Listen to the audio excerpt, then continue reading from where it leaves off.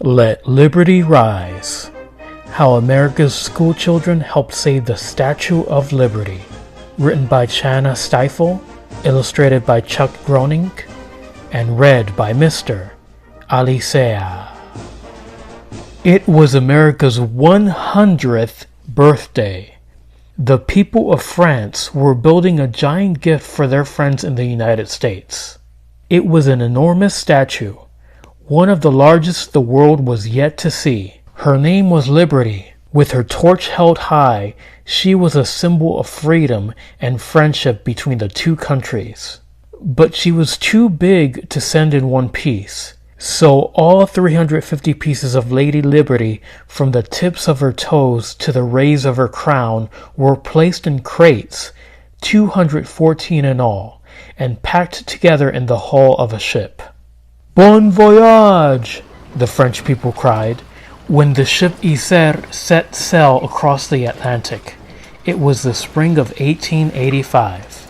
1 month later, the Statue of Liberty arrived at New York's Bedloe's Island. Soon, workers were hoisting the heavy crates from the ship. They marveled at this gargantuan gift. But a colossal problem had been brewing. The French had asked the Americans to build a pedestal, a huge footstool for the statue to stand on, and it was barely half built when she arrived.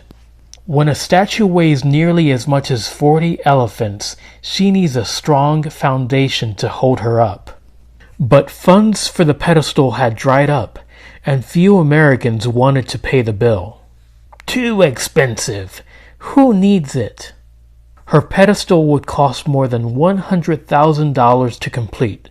That's $2.6 million today, enough to buy 203,000 kids' tickets to Lady Liberty's crown.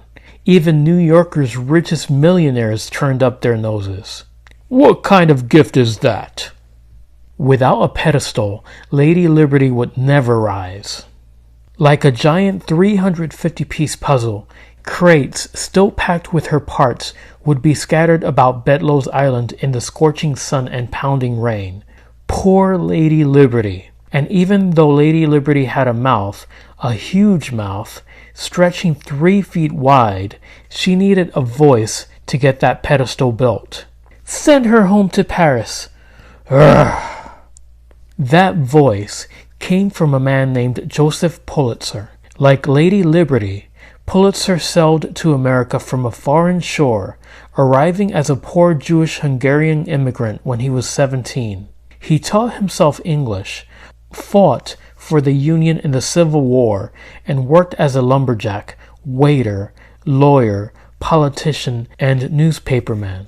Eventually, Pulitzer bought a newspaper called the New York World. 2 months before Lady Liberty set sail, he knew she had to stand in New York Harbor, the gateway to America. When he heard about her plight, he was furious. Pulitzer wrote in the World, "Let us not wait for the millionaires to give money. Lady Liberty is not a gift from the millionaires of France to the millionaires of America. It is a gift of the whole people of France to the whole people of America." Then Pulitzer made a tantalizing offer. The World would print the name of every person who donated to the pedestal fund, no matter how small the sum or how small the person. The next day, pennies, nickels, dimes, and dollars poured in. A penny might not seem like much, but every cent in those days would be worth about 26 cents today. $1 would equal about $26. Extra, extra, read all about it. Newspapers across the country picked up the story. School children everywhere emptied their piggy banks. In the first week, the World raised more than $2,000.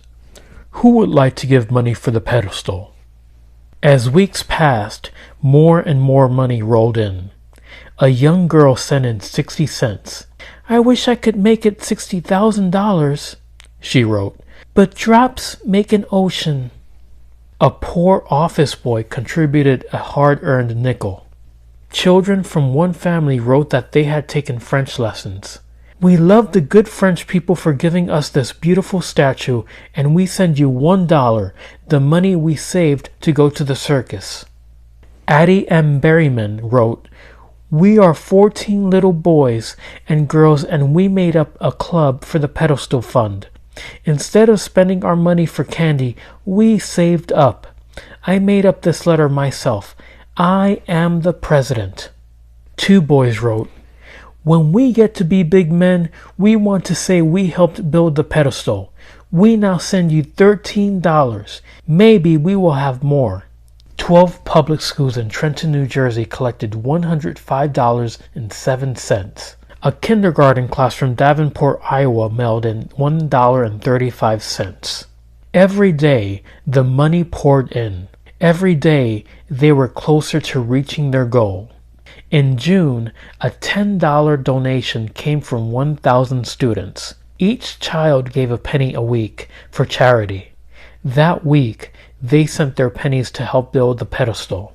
Finally, on August 11, 1885, the world's headline read, $100,000. Thanks to 120,000 donors, school children, as well as farmers, factory workers, policemen, immigrants, housewives, office clerks, and others, Lady Liberty reached her goal. The honorable rich, as well as the poorest of the poor, joined in common spirit for a common cause, Pulitzer proudly wrote in the World. At last, there will be enough money to finish the pedestal. It wasn't just a footstool for Lady Liberty to stand on. With concrete walls 20 feet thick and 89 feet tall, it would become a magnificent anchor for the statue to weather the test of time. Once the pedestal was finished, Lady Liberty was freed from her crates. Slowly, piece by piece, she started to rise. First, workers assembled her metal skeleton. Then they riveted her copper skin. Up, up, up rose the statue until she was complete. On October 28, 1886, about 1 million people came to celebrate Lady Liberty's inauguration. A parade passed by Pulitzer's World Building, and soon everyone would see what America's pennies had built. There she stood, tall and proud, the Statue of Liberty, America's symbol of freedom and hope. After the celebrations, steamships carrying new immigrants sailed into New York Harbor. Holding her torch high, the Statue of Liberty welcomed them to their new home. And there she stands today, thanks to the contributions of people all across America and children just like you.